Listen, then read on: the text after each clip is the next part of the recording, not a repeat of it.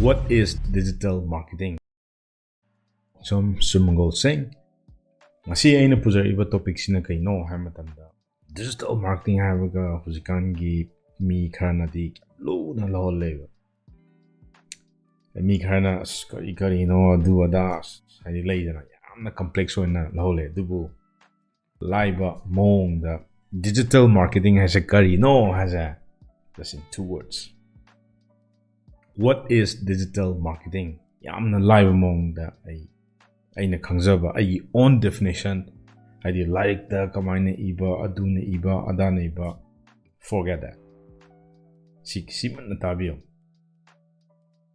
digital marketing has a digital have a word cha si myamna kai khanbi ni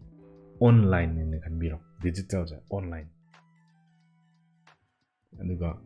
online je khoina kai ne su ko internet sinar do ne aduga marketing ja market rok do ne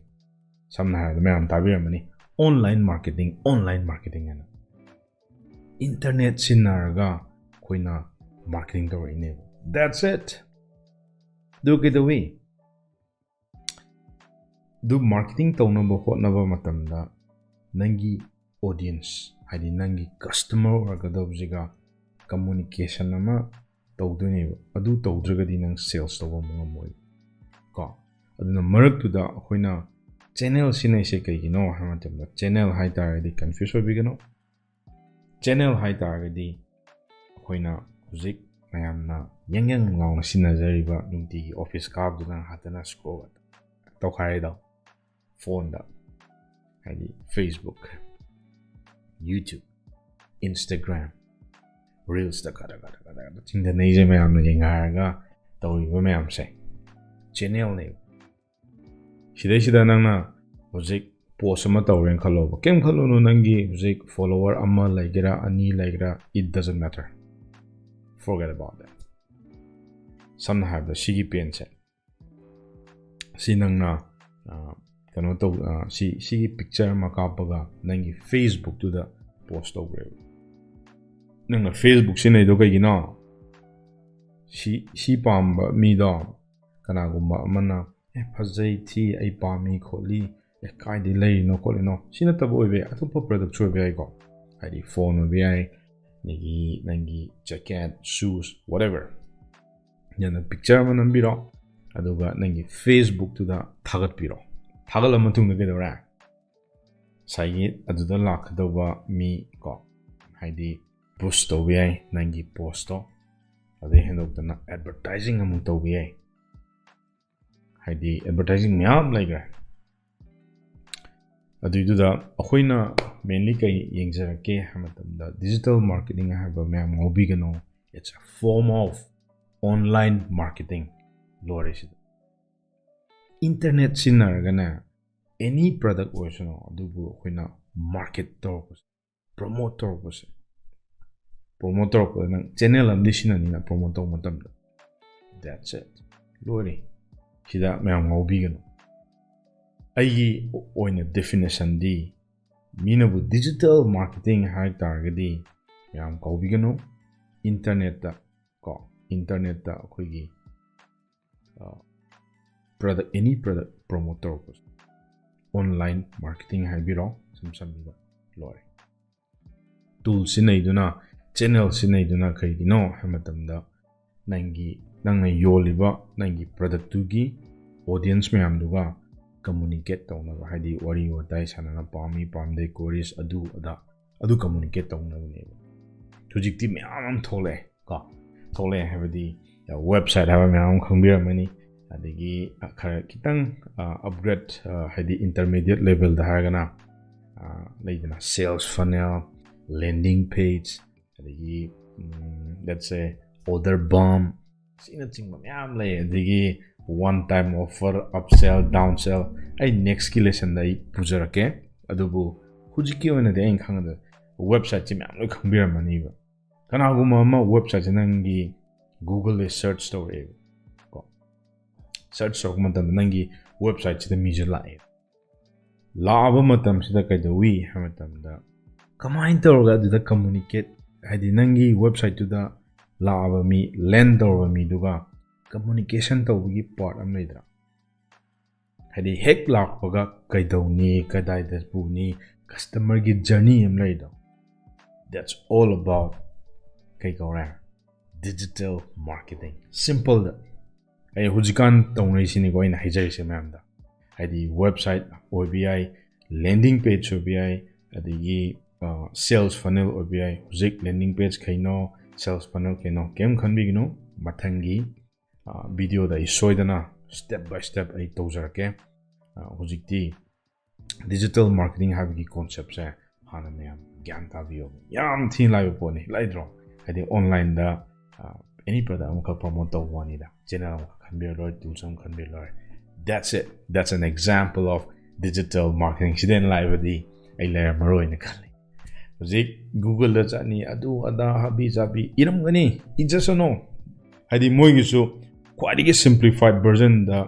takna bo hona ai ju quite simplified version da it's a form of marketing hadi online marketing sidaji da khanbiyo online hadi hack tawbuga internet out mo swaya ko simple da adu ma hana kok ta biro marketing hadi market talk dune ai gu mo promote talk dune lore the tools sinabiya digital tools adagi plus anagi sai channel do lojare sida marketing adubu makata na hajar ke ba traditional marketing ga koigi digital marketing ga ani sigi breakdown khenab sai ai hajar ke confuse pi gano traditional marketing da akoina mainly thaina mamang ida kaidrong ge hamatam da koigi billboards ko adigi direct mailing adigi koigi print gumba hadi namaga advertising tawba koigi kanoda magazine gumba da koigi advertisement tawba adigi newspaper da tawba adigi koigi television da koigi advertising makhada tawba leidana no uramgani aduga simba mayam sina koigi yamna physically kano change sijina koigi physically hadi billboard sai da khoi bazar daga sum chappa matanda chong naga tetpa khotpa mayam ubiramgani na khanjai ado aina hanak recently manipur dai thorokpa matamda kano moi advertising platform ne na khoi kangla part da TV screen nama khakta uiba ko do kharam na di sounding ni ina hajadu project but reality sineba ngatang khoi red light leibedu da ngatang khak lebedu da as bus na mu khandan bi ai truck na mu khandan bi ai I think chances are ignore to wigi chance am wangi kani karino utlido adudo ulido phusna uju de adigi gyan ju ta de karino wa ju ngang bu de adum moigi utpham dokda adum utle aduga dum lei hadi kadai da kai da chatoino khotoino we don't know because short fraction of second da moi kai kai no khara utle ado maina tawba adu da marketing di songi paisa dum tingni si aina yamna kano tawra hajabanate reality ni goina hajarisa aduga hujiki digital marketing ga traditional marketing khena dune kaino digital marketing gi era dana koina sinaise koi Facebook Google search engine optimization email bi kram di haine nang kada bi email hoji pushina ino kam tujo hang da ba khota ba example am picture ke somna ngasi phone am lebiyo phone du da application ama download tawno khona da app store amadi soidana hangni adu app store du da somgi email ama yaudana app store da gi apps download tawbuja si one si android khadana te iphone da so hadi email yaudana nang employee di comment sani email am di compulsory da karo adu email sa it's one of the most important thing hadi corporate ke this is a cornerstone book ta haini aduna email yam thin important noi mayam mirai bigano aduna aina hajani point di every business either it might be small medium or big enterprise big large scale industry moi mayam sa si digital marketing haibase sigi era asidadi yam thina profitable yam thina oi duga traditional time dadi some specific area khatang focus to oi aduga kanodana khoigi in terms of digital marketing the worldwide oina yengpia ayusik Manipur da legjai ay Manipur da laina US ka thabak to hais digi plus ay employee am like virtual da ado virtual like communicate through channel communicate to say aduga see power of internet say am thina important oi aduna mayam khangba da kanani hadi digital marketing da akoina just photo khara post to aduna loibana te yam lay manungda aina ngasi taksai sidi kaino hamadanda digital marketing sa kari no ai sai sana hana khangbam darkar oi sei khang matungda nangi business te apply tor matungda digital marketing yam thina powerful oiba ai lesson pur laksage mathangi video so mayamna ju suggest to bio kari ki matangda khangba khoningba anything about digital marketing matangda khangbada drop the comments haibiro mayamna khangjaningba adegi mayamna semaningba video ai ngaijari comment da thadabirmo si video sina mayamda kitang kanaba pitaragadi mayami comment do thadabirmo that really means to me a lot and once again please don't forget to subscribe this video and like it subscribe